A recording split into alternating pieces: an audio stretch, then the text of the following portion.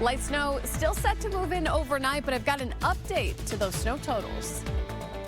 And a devastating fire burning a barn in rural Racine County. The massive response as flames shoot into the sky. Plus, a 60-year-old man fighting for his life after a hit and run on Milwaukee's north side last night. The message his family has in his fight. More reporters where you live. More local voices. This is TMJ4 News at 10. Good evening. Right now, and it's quiet across southeast Wisconsin, but in a few hours, some areas could start seeing snow again. Thanks for joining us at 10. I'm Andrea Williams. We're going to go right over to Storm Team 4 meteorologist Kristen Kershane with a look at what we can expect tonight into tomorrow. Kristen, I'm guessing slippery conditions could be a concern. Yeah, we could have some slick spots on the roads by tomorrow morning. Right now, you can see it snowing across parts of Wisconsin. Still largely dry, though, across southeast Wisconsin, where we've got some low-level dry air in place. So you can see kind of a hole in the snow cover there across southeast Wisconsin. As we look at the breakdown here hourly, we're not going to see a whole lot of activity over the next few hours, but overnight that chance for snow will ramp up. Snow's going to fall overnight into tomorrow morning and then tapers off with just some flurries as we head through tomorrow afternoon. So we've got the light snow that comes in mainly overnight into early tomorrow. Then we're tracking a cold blast of air moving into Wisconsin. We've got a very cold start as we head into next week, and breezy winds going to make it feel even colder. We are talking wind chills below zero. We're going to talk more about those cold temperatures and the update to the snow forecast coming up in a few minutes. Thanks, Kristen. And whether it's snow or bitter cold, be ready for whatever Mother Nature throws at us this winter with the TMJ4 News app. You can scan the QR code on your screen to get it set up on your phone, and you'll get real-time weather updates straight from Storm Team 4. Breaking news tonight from Caledonia in Racine County, a large response for a large barn fire. You can see video here of the blaze burning out of control earlier. Crews blocked off the roads in about a 1-mile radius from the barn. It's still unclear what caused it or how much damage it caused. The Caledonia Fire Department says crews are still working on putting it out, but it's unclear what caused it or how long it will take. An update on a hit and run that happened Friday night just after 7 near 13th and Atkinson. TMJ4 tonight speaking with the family of Arthur Alexander, the 60-year-old man who's now in the hospital fighting for his life. Our Kaylee Startle, she spoke with his daughter Brenda, who is emotionally hurt and begging others to slow down. Milwaukee police say that man was leaving this store here and crossing Atkinson when a car traveling west hit him and sped off. They just called and said your dad is in the hospital. The hospital is where Brenda Alexander spent her Saturday. He is not responding at all. He got something in his brain to stop the blood from bleeding. Her dad, 60-year-old Arthur Alexander, was hit by a driver Friday night near 13th and Atkinson. Everybody loved him. He cool. He like my best friend. So her best friend now fighting for his life. It's hard watching him like that. Because I call his name, but he look, but he can't say a word out his mouth. I feel hurt. I just got done crying. It's a hurt that other people on the block also know. When you go across Atkinson, your life is near. While there, I met Dave, a neighbor who didn't want to show his face on camera, but says he was also hit by a car in the same spot. That intersection right there is very bad.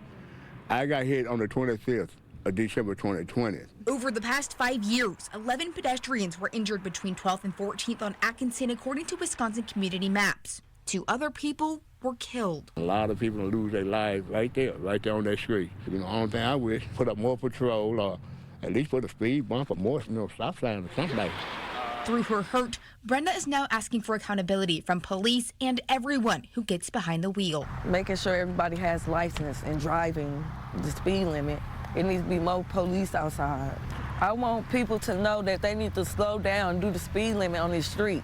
Like, it's ridiculous how fast they be driving. Investigators are still looking for that driver, and anyone with information is asked to contact Milwaukee police. In Milwaukee, Kaylee Starl, TMJ4 News. Thanks, Kaylee. And tonight, a 54-year-old walking near 76th and Silver Spring also has life-threatening injuries after being hit by a vehicle. Officers say it happened just before 5:30. The victim was walking west, crossing 76, when a 45-year-old driver traveling north on 76 hit the pedestrian. Officers did arrest the driver. Now to a sad chapter in a pair of stories we've been following the past couple of weeks. Two local youth, 17-year-old Megan Voss and 5-year-old Finn Katona, were laid to rest today. You may remember that Finn died last Thursday after he was hit by a bus in a Sussex school parking lot. The accident happened when he was switching buses to take him to his school. The Hamilton School District officially did away with that bus transfer policy on Monday in response to what happened. And Finn's family describes him as a precious soul full of love, affection, and endless curiosity. Not far away in Milwaukee, somber music rang throughout Lakewood Baptist Church to honor the life of Megan. She died just before the new year when Waukesha police say another teen crashed into her car with blood alcohol 3 times the legal limit. Her friends and family grieving her loss. Now I'll play the music you loved while I'm in my car alone, and I'll look to the passenger seat wishing you were there. She's never really gone because her memory lives strong. That's who she was. A kind, considerate girl who was strong, motivated to help anyone in need. Megan's family plans to continue her legacy of kindness. Donations given in lieu of flowers will be used to support causes that were important to her. And the man accused of killing Voss, 19-year-old Jason Zehe from West Dallas, faces a number of charges, including homicide while drinking and driving. He was supposed to have a hearing earlier this week, but it got pushed back to next Thursday, so his family has time to hire a private attorney. Zehe has not yet entered a plea in this case.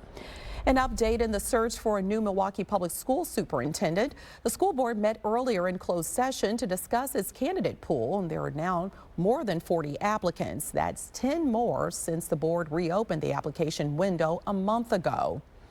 There is an updated timeline in the search. I'll break it down for you. First round interviews will happen the last week of January and then immediately select finalists.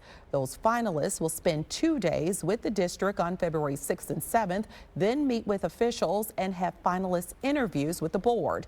The board hopes to announce the next MPS superintendent either late next month or in early March. Now to the devastation in Los Angeles left behind by several massive wildfires. More people face evacuation orders as some of the blazes continue to spread and the number of those dead rises. Lee Waldman reports on what neighbors now face. We're already starting to feel some of the wind gusts coming back here in Pacific Palisades. It's a race against the clock for so many firefighters who are working on growing the containment numbers for the Palisade fire and the other fires burning right now in LA County. But there's significant concern that with the return of these strong winds, that these wildfires will grow. The firestorm in Southern California stretching east Saturday, and now new concern over the wind speeds increasing, posing a further threat. The multiple blazes combined singeing nearly 40,000 acres in Southern California, decimating communities. It's okay, Alyssa. It's like your heart's been ripped out. We have everything. We have our lives. And stomped on and thrown away. And you're just trying to find a piece to put it back together. The Pellegrini family lost a restaurant of 40 years. Like so many others, they've lost so much. 2 doors down, the house is gone. 1 door up, the house is gone. The house above me is gone. The houses across the street were burning all day. Dan O'Connor is one of the few residents whose home is still standing in Malibu, but around him is nothing but mangled metal and charred debris. This home, only the staircase is left standing. The largest of the wildfires, the Palisades fire, devouring the Malibu area. It's devastating, heartbreaking for us all, but it's great to see the community come together. The winds calming down Saturday morning, allowing crews to make progress, fighting the flames by air and reducing the risk for firefighters. You're not having those, strong winds that are providing ember casting and starting spot fires in front of the head of fires. But the dry conditions still leaving much of Southern California under a critical level for fire danger. The Santa Ana winds are expected to pick up Sunday, which could worsen fire risk. Today we heard from Governor Gavin Newsom, who is doubling the amount of National Guardsmen who are here helping to fight these fires. Firefighters from Mexico are also here in Los Angeles, and fire crews from Texas arrived today as well, all hoping to accomplish the same goal: protect the communities and the people who live here. In Pacific Palisades, I'm Lee Waldman reporting. Our parent company, Scripps News, and the Scripps Howard Fund, they're teaming up to provide relief for those fires. If you are in a position to give, please scan that QR code that's right there on your screen, or you can text Scripps to 50155. Every dollar you give goes directly to those impacted by these devastating fires. And more to get to here at 10, including the Packers getting set for the Philadelphia Eagles tomorrow, how fans ensured a fun-filled send-off for the green and gold as their chase for a championship begins. It's the